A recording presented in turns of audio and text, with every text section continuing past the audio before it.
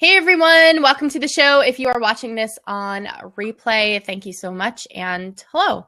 So we're here with Michelle Warner and we have I think, a really interesting show today because if you've been following along with the last few shows that I've had, we've been talking about posting in major media like Huffington Post or any of the online Mind Body Green, any of the major online places where you might want to post where you get a lot of views. Michelle today is going to go the opposite direction, and we're going to talk about guest posting on smaller, more focused blogs. But before we get into that, I wanted to start by Michelle. I want you to tell us a little bit about what I interrupted today, because I saw on Facebook that you were doing something really interesting, and I pulled you away from that. So can you tell us real quick what I took you away from? Oh, no problem. First of all, you're forgiven. Thank you so much for having me here. But yeah, what you pulled me away from is my new project, which is called Michelle Builds It, where I'm showing everyone step-by-step in real time. I'm sharing my process that I'm going through to build a new course and info product-based business. And what I was specifically doing today was I've been spread out all week on a huge piece of butcher block paper on my floor, drawing out the business model. And in my Facebook group and on my website, I'm showing everyone exactly what it takes. We're just getting started. So what does it look like to outline what your business might look like? So that's what I was up to today, and that's my new project, which is keeping me very busy, but it's been super fun. Yeah, it's been a lot of fun to watch too. So I'm in that group, and Michelle is sharing just like kind of everything, I think. I mean, I don't know, maybe you're not, but you're kind of just showing everything, like what it looks like, what you've been doing, what funny things that have been going on. So I think that's really cool that you're sharing that. So I really do appreciate that. Thank you. Yeah, it's super fun. But let's jump in. Yeah. Yeah. So one of the things that you have done and that you shared with us, though, was your superpower of guest blogging, I want to say, because you booked 4 guest blogs just in the last 24 hours, or it was, I guess, 2 days ago now? Yeah, somewhere in there. I think I started pitching people 2 days ago, and then they all actually came through yesterday. So yeah, 4 guest blogs. It is amazing, and it's but it doesn't have to be amazing. It's a pretty easy process to go and get those guest blogs. And for me, momentum breeds momentum. So I'm a person where I'm all in on something, because if I just do it slowly and piece by piece, I'm never going to get around to anything. Yeah. So that's, part of the whole reason around Michelle Builds It is, yes, I want to share everything that goes into building a business, but it's also to hack my own behavior and to force me to do things. And so I had announced in the group that one of the things I wanted to do was build my list, because I actually took all my lists down to basically 0 when I started this process, just to, again, show what it takes to really build it. And so as part of that is like, how can I build a list quickly? And the way I know to build a list quickly is by very focused guest posting, in a process that we're probably going to talk about in a minute. So I got busy with doing that yesterday. I'll be honest, 2 of those guest posts were kind of momentum builders, but 2 I'm super, super excited about. And they were blogs that were at the top of my list to blog for. So it can happen quickly. Yeah, very cool. Okay, so why is it then that you're going for the guest blogging in maybe a smaller niche blog rather than going right to one of the bigger publications? Because I thought that was really interesting, which is actually one of the reasons, I wanted to talk to you about this, because you're going exact opposite of what everyone has been on the show in the last 2 weeks has said. So I'm really interested to hear why you chose that strategy. It's a great question, and there's a couple of main reasons. Number one, when you go to guest niche blogs, sometimes they appreciate long, super in-depth how-to posts that allow you to really show off your knowledge and educate people, and then also include a content upgrade where people can jump right onto your email list for a great reason. So on my own site, I'll use the guest blog. I use guest blog in quotes because it was on my site that I wrote about how to write a guest blog. And at the end of that, there was a very natural place to put a content upgrade to say, if you want some templates, download those now, and I'll give you the exact emails that I use to pitch. And when you can do that on a niche guest blog, people are going to naturally want that one micro step past what you've just taught them, because you've given them 2,000, 3,000, even 4,000 words of insanely actionable content, and they just want that natural next step. So it builds your email list way faster than something like Huffington Post, which wants a very generalized, 7 steps to XYZ. that doesn't allow you to really teach people anything. And so people just are going to take a lot longer to get to know you if your goal as a new business is to get people to know you and to get people on your email list. Yeah.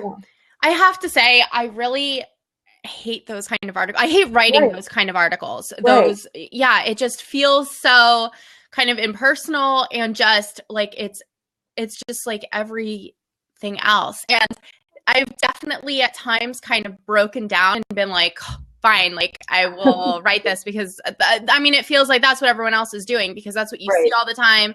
That's what you see like shared a lot. So it's like, but I always feel like, I don't know, I just don't like them. I don't feel like I'm really writing anything. I feel like I'm handing over an instruction manual, which isn't really as much fun to kind of, to get into or to read. So, well, okay. So what about though, if I were to post something on a bigger media site and then send people over and have that content upgrade, does it not work the same way? Does it not work as well? I don't see it working as well because number one, you're getting such a breadth of people as opposed to a niche blog. So if your goal is really to find very specific people and you're posting on Huffington Post or Mind Body Green, even if you figure out an article that will convert, it might convert a ton of people who aren't actually interested in your business. So that's one reason you end up with a bunch of randoms. And then you're also just asking for a couple of steps extra. You have to get them to your site and then get them onto your list, which it just takes longer. Whereas this strategy, you can add a bunch of very qualified people very quickly. And so it comes down to what your priorities are, right? My priority right now is list building and I want super qualified people. So that's what I'm going for. There's an argument. I've written for the Huffington Post, even though I tell everyone not to, because there's still a credibility thing behind it. And it can actually help you get guest blogs to say, yeah, I've written for the Huffington Post. So it really depends on your strategy. But when your strategy is to build focus lists, I believe in the niche blogs. And the other great thing about the niche blogs is a lot of times they're already run by a personality. So people are trained to sign up for email lists. Like they get how the online marketing world works. Whereas people who are just skimming the Huffington Post might not be as trained as people who are already reading a blog of one of your competitors or close collaborators. Yeah. Well, okay. So I kind of have, I don't want to say a counter to that, but kind of a question with that. So now I read something recently that I was actually saying, okay, go for the mainstream media because you're reaching people who are not trained in online marketing and the whole thing. So this is going to be new to them. And when they come over to your site, they're not looking for you to be, the biggest, baddest online marketer of all time. You are now the person who, brought them over to that side, who kind of like showed them this new thing.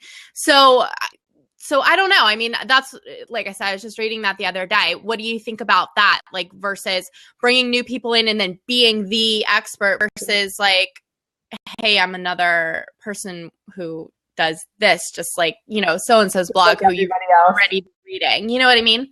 Yeah. So I could buy that argument. Actually, I hadn't heard that before. That's interesting. My take on it, again, would be it depends on what your business is.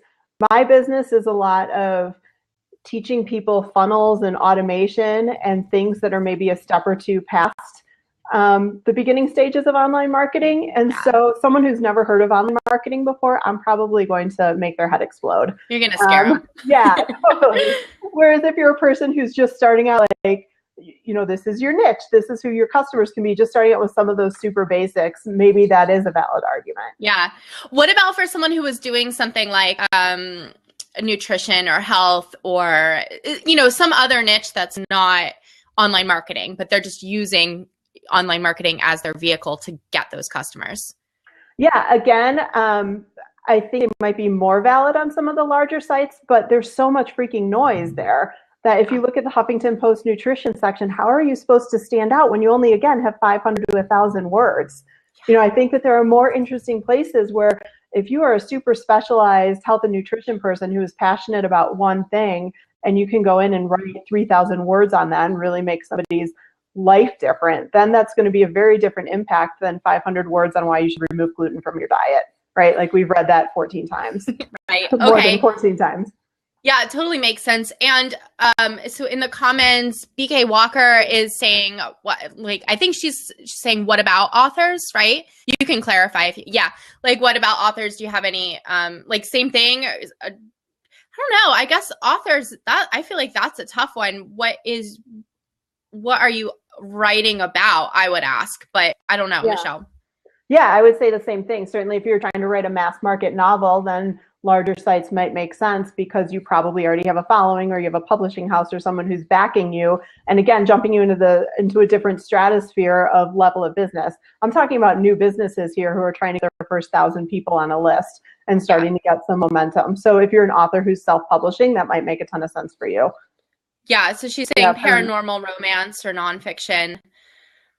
Well, I don't know. I mean, what about Michelle? Like, there's got to be. That's not my thing, but there's got to be like paranormal romance. Oh my gosh! Like, first of all, that just sounds super interesting, right? And I don't even know where to go with that. Yeah. But besides that, there has to be some sort of sites, right, that are targeted toward people who are interested in that or who are maybe interested in paranormal, and it would make sense for them to cross over into paranormal romance or right? That's what I would assume. I would assume too, and I'm trying to remember now because I don't work with authors, but I have heard of authors who do use lists because you're saying that a lot of authors don't work on lists. And I think, again, that might be true more at the mass market, but I think if you're a beginning author, I have heard really successful stories of people building lists and sharing pieces of stories, almost serializing the stories. And so there have to be forums or places where people are gathering who are interested in paranormal romance. I'm so intrigued by that niche, and I'm thinking that's the great thing about the internet. Like, the gathering of people is there somewhere, and maybe it's not a guest blog for you, but maybe it's participating in a forum or a gathering in some way and just finding that community and hanging out with them. Yeah, I just want to add something too. You know, a lot of times I will look at certain areas, certain businesses or certain models, and I think, like, why aren't they mixing strategies? Like, why aren't they doing something that online marketers will do? And then I always kind of talk myself into saying, well, there's a reason. And then sure enough, 6 months later, a year later, now they're doing it. And I'm like, geez, like I should have like marketed to them and shown them how to do it. And then I would like, you know, just because no one's doing it, I guess I'm saying, does not mean that they shouldn't be doing it. Like they might not be doing it because a lot of people do just pick the traditional route because that's what they know. Exactly. But it doesn't necessarily mean that that's, you know, that it's not possible to go the other way. Especially, I would say, if you don't have a publisher or if you don't have like that money behind you, I mean, why not go for starting to build your audience, you know, organically, if that's your option? Why not? I don't know. Absolutely do it that way. And I think every industry needs a little bit of innovation. Even those of us in the online industry, we can all learn about what other people are doing. And so, yeah, why not? I mean, to me, that's almost where the online industry started, was a couple of people being sick of not being able to find people like them in their towns. So they started gathering places online, and that was the start of this whole industry that we're all in. And so if authors can use that, if anyone can use that to learn and build a gathering of their own, even if it's not a big formal business plan, right? Just grow your Twitter following, start communicating with people, and you'll be better off no matter what route you take to actually sell a thing. Yeah, for sure. Okay. Well, so, I mean, I definitely buy into the idea of guest blogging on smaller sites. And I will tell you a little bit of some experience that I've had. So it was like, when was it? It must have been 2013, 2014, somewhere around there. And I had my e-commerce business, and I posted 2 posts almost around the same time, probably within the same month. And one was on Wisebread, which is a pretty decent, you know, they get a lot of traffic. One was on another smaller focused, still gets a lot of traffic, but, you know, again, run by a personality, not run by an entity. Yeah, like an entity of just people like kind of posting and whatever. Yeah. So, you know, I got a lot of traffic from both places, and, you know, both of the traffic lasted a really long time. Like, it wasn't an immediate thing and then it dropped off. I got traffic pretty much for the next few years. But what I definitely noticed was people who found me through the personality site were not just showing up back at my site, but they were showing up on my site and then sending me an email. They were, you know what I mean? They were like engaging with me. Yep. And what's also really funny is sometimes even just a few weeks ago, I posted something in a Facebook group and someone said, "Hey, are you so-and-so from, you had a guest post on the, the site?" And I was like, Fantastic. yeah, like 3 years ago. But, so, but it's, if they follow him, you know what I mean? Then it's like, well, we like him, and by association, they just kind of like, oh, that's really cool. And so I definitely buy into this idea. And so I want to know a little bit more about the process, because I know it is different than what we've been talking about, which is pitching an editor or, having to get the attention of someone who is getting maybe thousands of pitches every week, So how are you going to kind of tweak that process so that you're able to post on someone who, their site is their baby, and they're really kind of protective of what content comes on there. So how are you going through that process? Yeah, so let me show you the steps that I take. And first of all, I believe in trying to guest post on sites that are just a step or two ahead of you, at least at first, again, because momentum breeds momentum. And it's a lot easier to get those sites that are just a step or two because they're not being inundated by a ton of traffic all the time. And so what I do is I start with two buckets, right? I just Google something like guest post and keywords. So I'm an online business, or I'm an info product. So I'll just Google guest post or submit right for us info product, right for us online business, and see what blogs come up, because a lot of them have a content page or a contact page where you can reach out to them. So that'll show you who's actively seeking guest blogs. So I start a list of that and find some that are interesting to me. And then I also look at who I'm interacting with, or who I've seen being visible in Facebook groups, who I've seen visible on Twitter, who I can kind of tell is just ahead of me. And then I'll poke around on their blogs and see if they're accepting guest posts. And all the while, I have my ideal customer in mind to make sure that they're actually talking to my ideal customer, and also that we're not going to be direct competitors, because that's just weird. Like, you want people who have related but not competitive products to yours. And then when I get those lists ready, I go on to BuzzSumo and I look up good content that would make sense. So I'll do the same sort of keyword searching, and I'm looking for the content that's popular around what I want to write so that I can come up with great ideas. And then I take those content ideas and I compare them against what's already been written on those blogs, so that I'm not pitching them something that they just wrote about a week ago. I want to bring something new and innovative to their audience. And then I just start interacting with them. I'll retweet some of their tweets. I'll interact with them on Facebook just so they start to see my face. And then I'll start reaching out and I'll say, love your blog, love this post. It really resonated with me. Here's my new project. I was reading your blog and I saw these 3 things I think would be super valuable to your audience. Would you like for me to guest post? And more times than not, they say yes. They're thrilled to have new content. You've shown that you've read their blog. You're shown, you take the 5 minutes to show that you care, and people respond, respond really well. And then again, you follow it up with a great reason to drive people back to your site. And that's really the key at the end, is coming up with a good reason for people to either immediately get on your email list or immediately go back to your website, because otherwise the traffic there's just not going to be an ROI for you. Right. Which gets you back into the HuffPost world. Yeah. So, okay. So I have a question here, and I've asked this question of other people, but I always feel like, I don't know if I ever get a good answer. That maybe just, I don't like it. I don't know. Me up.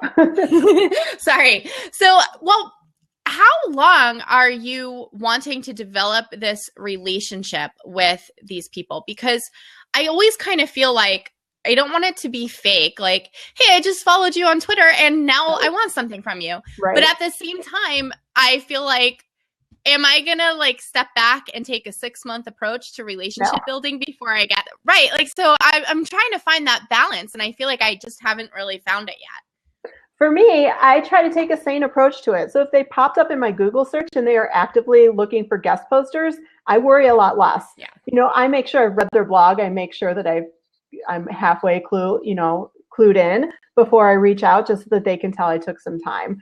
But if there's someone who's way ahead of me and doesn't actively accept guest blogs, then I'm taking a lot longer, right, to build the relationship. And then I'm making it much more of a concerted and intentional effort. So I think you just have to look at the spectrum, and maybe this is another bad answer for you, but just look at the spectrum of who they are in relationship to who you are, and how excited they would be to have you guest blog and have your visibility. and compared to how much they're looking for guest bloggers, and then just figure out, what is the human relationship in there, and try to not overthink it. Just try to think of it like any other business relationship. Is this thing teed up for me to reach out immediately, or do I need to be a little bit more intentional about it? Yeah. And, I would think too, if you're reaching out to people who are just a few steps ahead of you, like you had mentioned, you're probably going to have a lot of mutual friends, I would assume, right? Like, unless you're just starting out. But I think if you've been around a little bit, I don't know. I always, like, I'll find people on Facebook. I'm like, we have 200 friends in common. Like, right?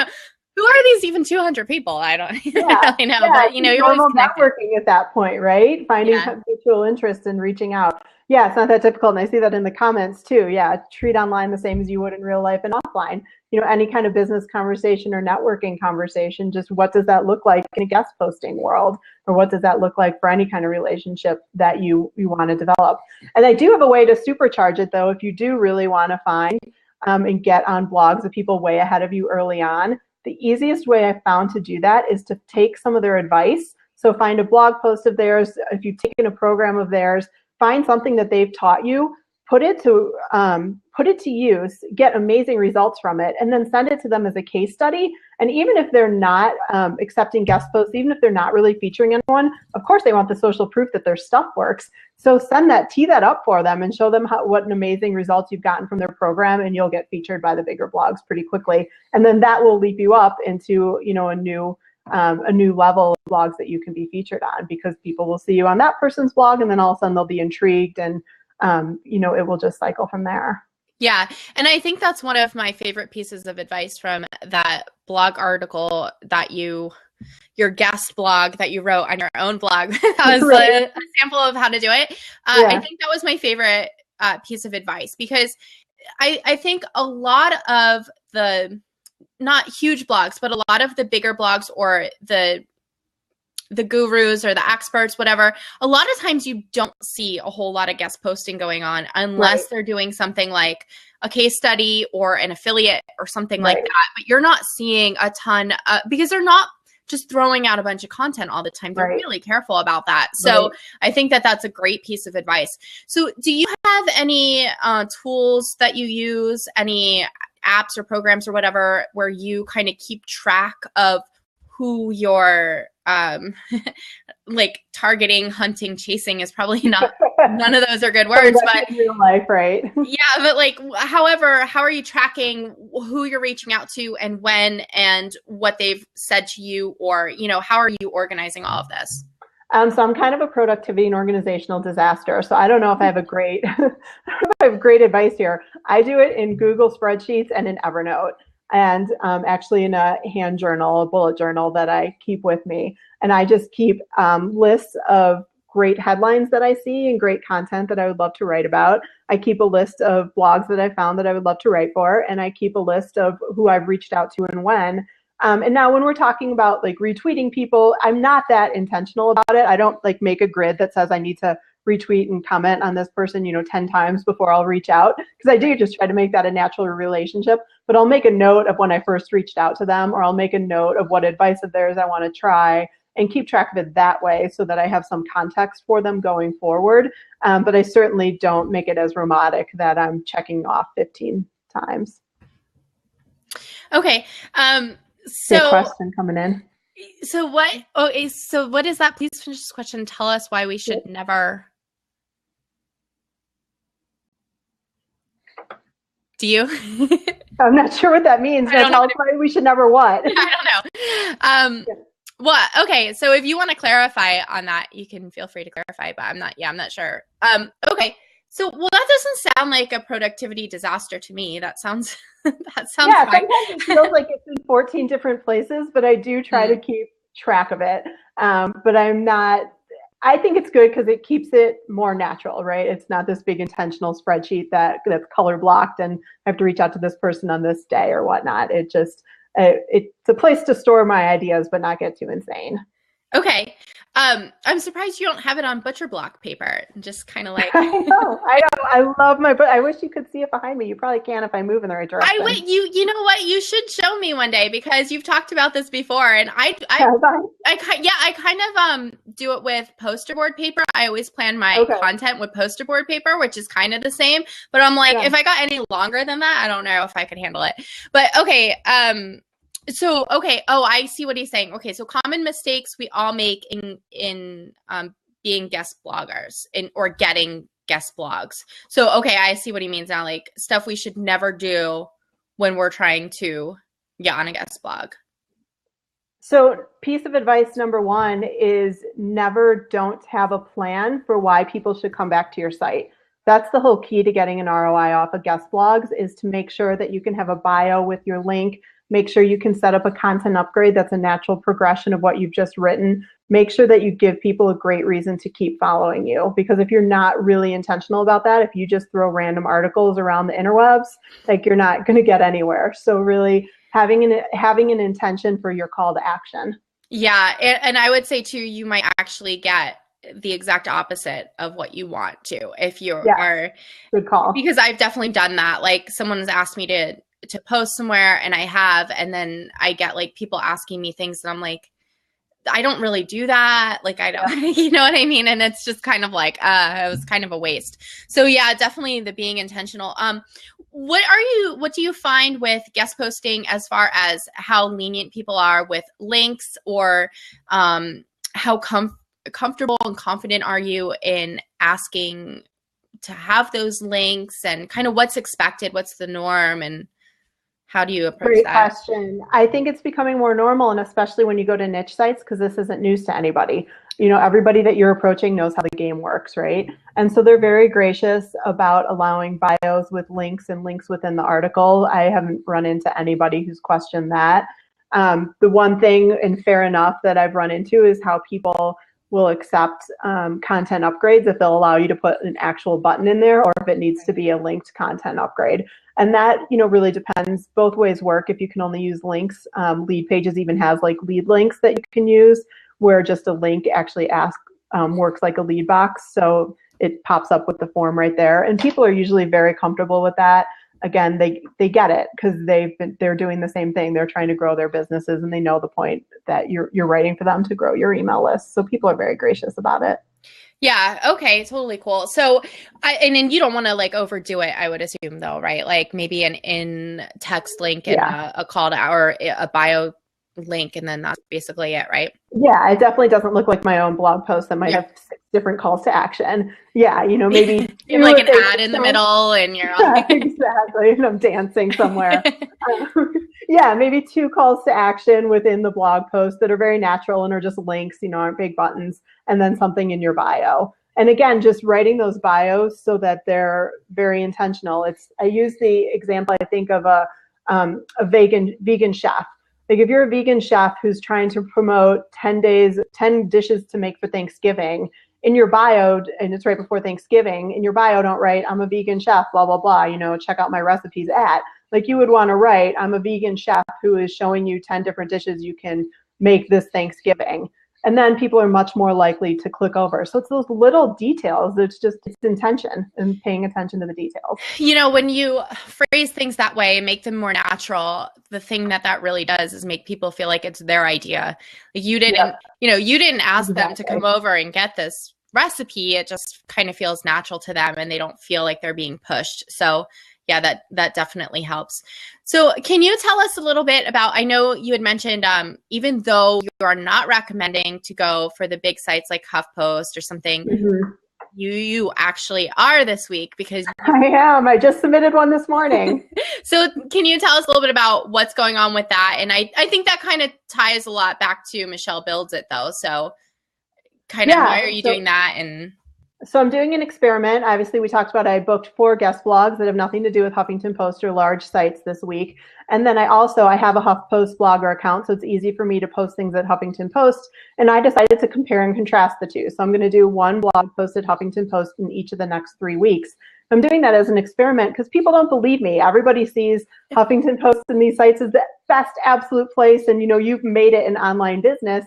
if you've posted there. And to me, it's just a vanity metric. So I want to show side by side what happens with Huffington Post traffic and what happens with these other blog post traffic, and then compare and contrast. And instead of me just being on my pulpit, preaching about this, I'm just going to show in the same time span what happened between the two. And you're right, that ties into Michelle Builds It, where I'm teaching people how to build businesses smart and in real time. And my biggest priority right now is building my list, because I took it down to basically 0 before I started the project. So I need to get it built back up.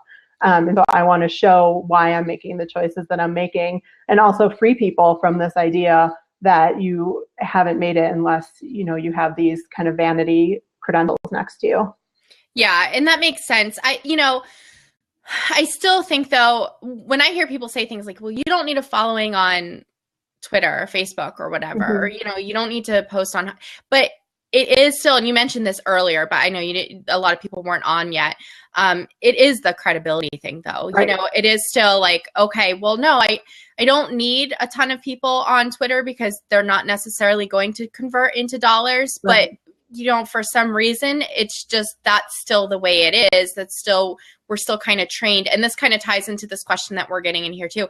It's kind of ties into this idea, like, you need to be on something big to have value. And I definitely think we are moving away from that. I mean, we've been moving away from that for a long time, but they're still there. That idea is still there. So he says, so would you say that we are the first true era of social networking? As TV and cable lose their dominance, the era of the me channel is here to stay. Yeah, I mean, I would say it's the era of the personal branding channel, and you're right. Credibility does count for something. I can't remember how many, I had thousands of Twitter followers, and I busted it down to like 250. And I'm sitting here thinking I'm a complete idiot, even though those followers all had nothing to do with the industry that I was in. But I hear you, there's a huge credibility piece with saying what you're going to say and then backing it up with numbers or backing it up with a Huffington Post account. And I don't discredit those as things that you should be doing, because they build your brand and they build your authority and they allow you to do the things that matter.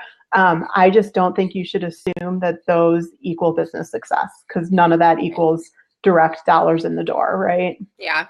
And I think, again, like you mentioned this earlier, but just as kind of a reminder, reinforcement, it depends what your ultimate goal is too. And right. I think at different stages in building your business, there are different reasons why you would do different things. And right. For right now, if you're first starting out, I think it is really important to get money in the door to figure out what should I be doing next, and to have that money to say, well, now I can do something next. Like, right. I can keep going. Invest back in it. Yeah. Yeah. Because otherwise, if you're going to spend 2 years building things like social media and getting featured, and you don't have an infrastructure in the back end, or, right. You don't have people getting onto your list, and you don't have that follow up, then it's going to wear you down really, really quick, because there's no motivation there. Right.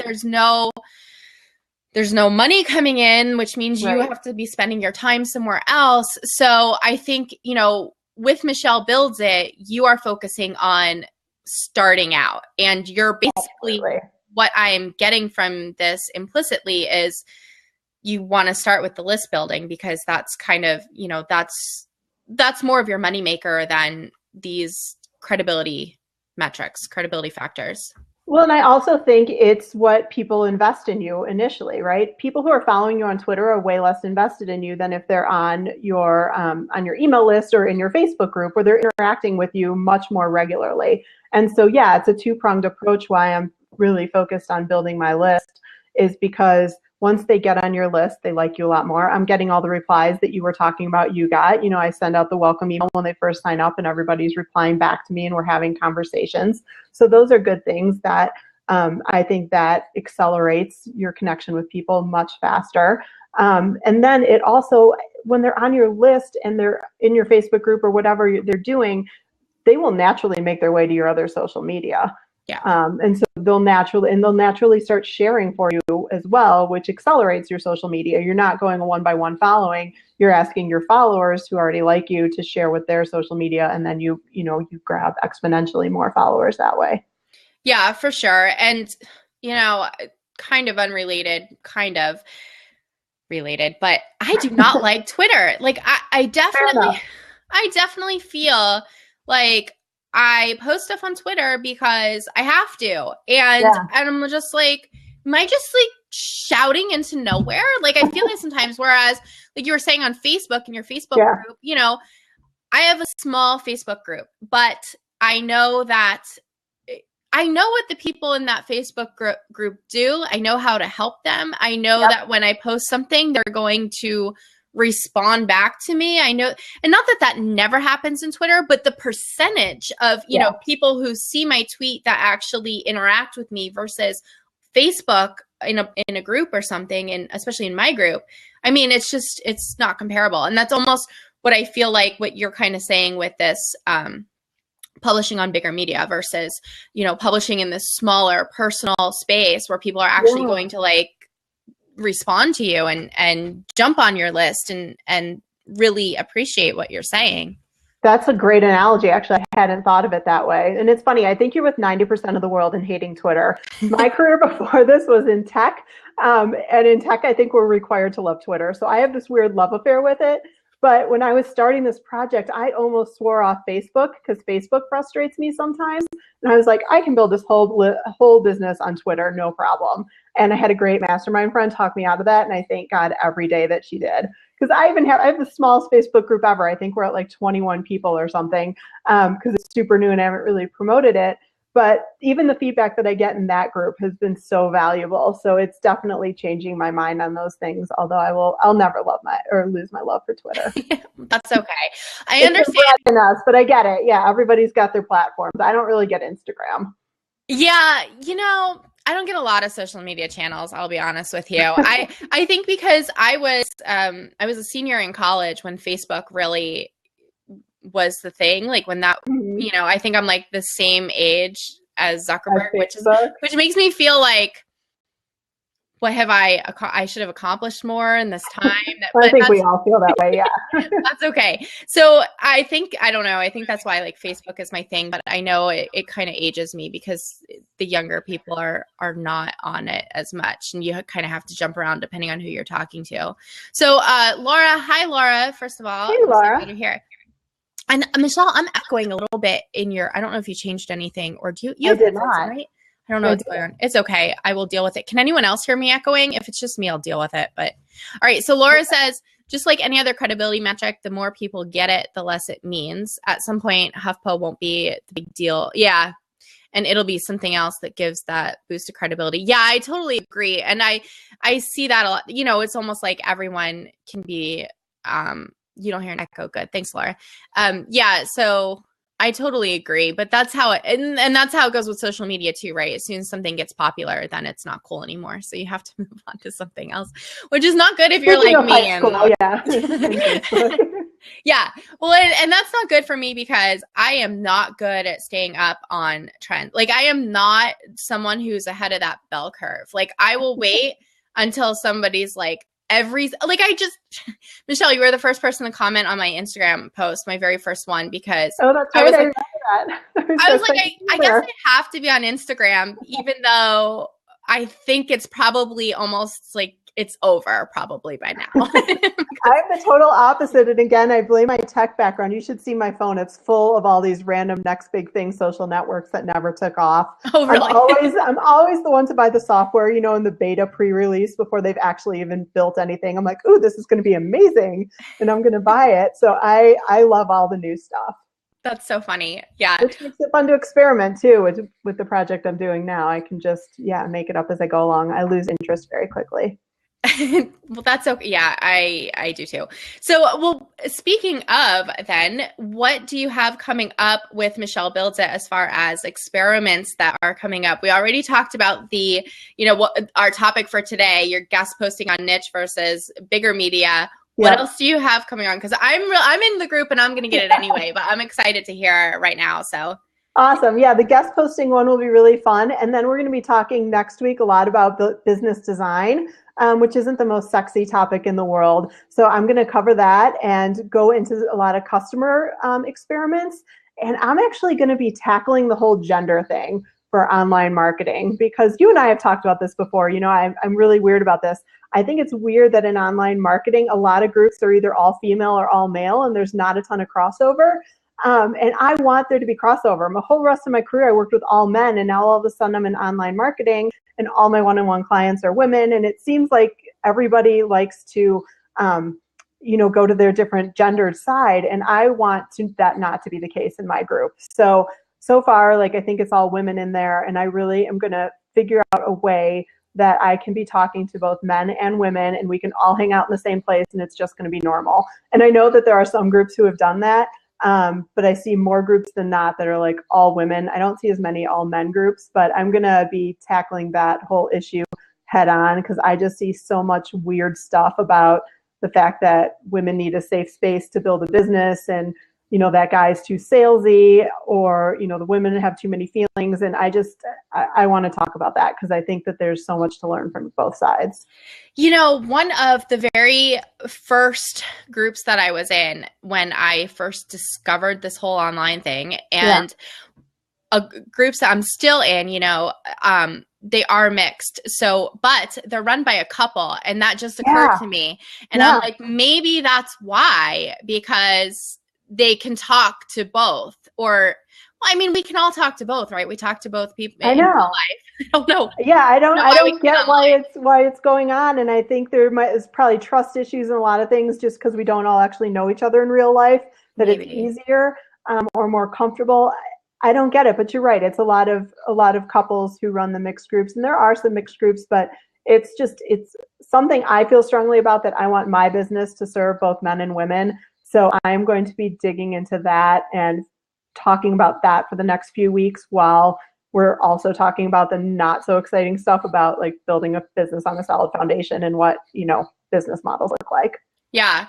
Well, all right. So 2 things here. One, I just want to say, if you are in the comments, if you have any questions for Michelle, we're coming up on the hour, and I told her I'd let her go at the hour, and I don't want to kidnap her too long, because she has business models to get back to, and I know she's going to be working on that. Yeah. So if you have any questions, post that. But Michelle, I was going to say, actually, then for next week, just some feedback from me, which is, I don't know what it's worth, but I would love to see your whole butcher block setup. I would love to see kind of how you walk through planning that business model, because I know for me, I'm ADD when it comes to business model. I'm I'm going to do this. And then I'm like, wait a minute. Nope. Maybe that's not it. Maybe I should do that second, later. And then I always feel like I'm building something to be ready for something else, which, maybe that's the way it goes. Maybe that's how you grow. But at the same time, I feel like I'm never actually conquering that one thing before I move on. So I would love to see your whole business model setup. And if you share that with the group, I would love it. I definitely will. I'll take a video of it. I shared one on Monday when I was just getting started, and I'll do more as this week goes on and into next week. Because I have it's called the business model canvas, and you actually draw your business model, so you don't end up with this weird 25-page piece of paper that you never look at again. It's literally a drawn thing that puts pieces of your business into 9 different categories that you can keep drawing and expanding on as your business grows. But at the same time, in your brain, stuff is siphoned off into 9 categories. So as you get distracted, or as you think, oh, but I need to think about technology now, or oh, but I need to think about this now, you'll know that it's coming up. Maybe you're in step 3, which is figuring out the different channels that will feed your business, but technology is cared for in step 7. So you don't feel the need as much to chase off on different tangents. At least that's how it works for me. All the businesses that I've started, all of my private clients, when they have new business segments or new programs they're going to launch, they all start on a piece of butcher block paper on my floor with these drawings. And it's just, it's how my brain works. And it's actually how most of Silicon Valley's brain works. It's all based on this book called Business Model Generation. That's basically the only textbook that's used in Silicon Valley alongside Lean Startup. And it's how everyone draws out their businesses, because it's flexible, because our businesses change every day. And it's a really cool process to go through. So yeah, I will share more of that for sure. Awesome. Well, I'm really excited for that. And I was going to ask you to share one more thing. So I had put your link up here in the top, but I was wondering, since we talked a lot about the guest blog posts. I know you have a content upgrade in your guest or your guest, your sample. I was wondering if you could post a link to that too, which I didn't ask you about ahead of time. So I hope you have it somewhere where you can grab it. Let me do that. But just for everyone else, while she's grabbing that post was it was a really good post, and it really walks through the steps. I mean, she talked about them today, but this is just kind of like, you can go back and have a little reference point. Yeah, Laura says it was mind-blowingly good. Oh, thank you, Laura. It was really good. So it was kind of funny. I was writing it and I said, wait, this is an example of exactly what I'm telling you to write. Here you go. I just posted the link. Awesome. Yeah. So definitely, guys, if you are interested in doing any sort of guest posting, Michelle walks you through it. And like I said, one of my favorite pieces of advice, but you might find something else that you thought was like amazing. But one of my favorite pieces of advice was how to post on people who don't accept guest posts. Yep. And I love that, because they're probably the sites that you really want to be on, right? Like, totally. So yeah. So I thought it was great. Go check it out. And she does have that content upgrade, which is it's the emails that you used? Yeah, I think that's the upgrade there. And then there's also a link up in the top navigation to jump in the free Facebook group if you guys want to come out and hang out there, where I share a lot more videos than I'm able to share over email, because I don't want to inundate your inboxes.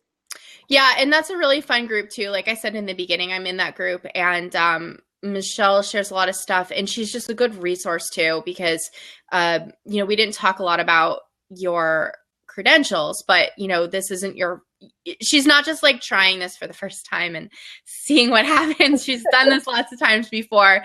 This is just a new project. It's not a new career path. So she definitely a link to that down there as well. Yeah. And thank you. I'm glad you love hanging out in there. I love having you. I do. It's become one of my new favorite groups. And Yay! Sometimes I'm like, the other day I had this post. It was like, those. Yeah. And I was like, okay, like this is probably too much for a Facebook group. I'm just gonna like tone this down. But it's one of those groups where I'm like that, where I just want to be like, I just want to like ask and talk and everything, and everyone in there is cool. So awesome. Yeah, do it. So if anyone else has any questions for Michelle, feel free to post.